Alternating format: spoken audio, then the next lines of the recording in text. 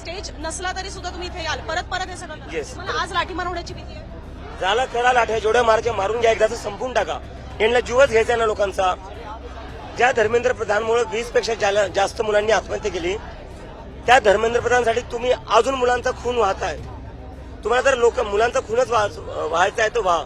मारा लाट्या, संपून टाका सगळ्यांना. फक्त नरेंद्र मोदी आणि अमित शहाला जिवंत ठेवा या देशात, बाकी सगळ्यांना मारून टाका. अभिजित तिपके आपल्या सोबत आहेत. मला एक सारांश सांगा, तुमच्या दृष्टीने कालचं आंदोलन कसं झालं?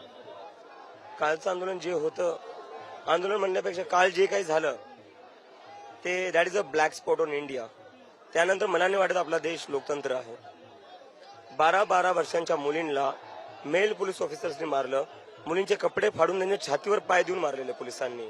आणि हे सगळं कोणाच्या ऑर्डर्सवर झालेलं आहे? हे सगळं अमित शहा नरेंद्र मोदीच्या ऑर्डर्सवर झाले. तर नरेंद्र मोदी हे प्रधानमंत्री तर म्हणायच्या लायकीचे नाहीये. ते एक तानाशाह आहे आणि तानाशाह म्हणूनच याच्यानंतर ओळखले जातील. पण तुम्ही हे सगळं बोलताय, तुम्हाला असं वाटतं असं सगळं बोलल्यानंतर सुद्धा सरकार तुमच्या ज्या मागण्या आहेत त्या मान्य करेल? प्रश्न त्याचा नाहीये ना. आम्ही काय करायचं मग? बोलायचं नाही त्यांच्या विरोधात. त्यांनी जे केलं, 12 वर्षांच्या मुलींचे डोके फोडलेले काल रात्री. किती तुमचे आंदोलक जखमी झाले? 150 पेक्षा जास्त मुलं हॉस्पिटलाइज. मी काल स्वतः 1:30 वाजेपर्यंत आरएमएल हॉस्पिटलमध्ये होतं. एक मुलगी क्रिटिकल आहे खूप जास्त. तिच्या मानेवर पोलिसांनी लाठीचार्ज केलं, मानेवर लाठी मारली आहे. त्याच्यामुळे ती खूप जास्त क्रिटिकल झाली, स्टॅम्पिड झालेला आहे लाठीचार्जमुळे. त्याच्यानंतर ती मुलगी क्रिटिकल आहे. कोण जबाबदारी घेणार आहे याची? सरकार जबाबदारी घेणार आहे.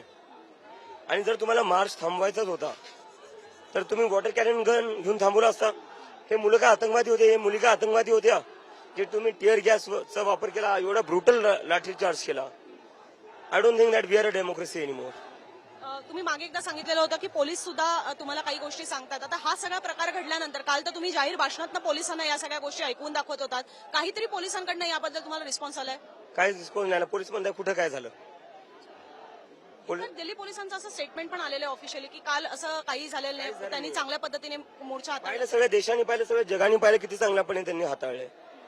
मुलींच्या छातीवर पाय देऊन मारण्यात आलेले सगळ्या देशांनी पाहिलेले. तुम्हाला किती आशा आहे की या तुमच्या मागण्या मान्य होतील? काल पहिल्यांदा सरकारकडनं इंटरव्हेन्शन झालेलं आहे, तुम्हाला बैठकीला बोलवण्यात आलं. मागण्या जोपर्यंत मान्य होत नाही तोपर्यंत तरी आम्ही इथून सरकणार नाही.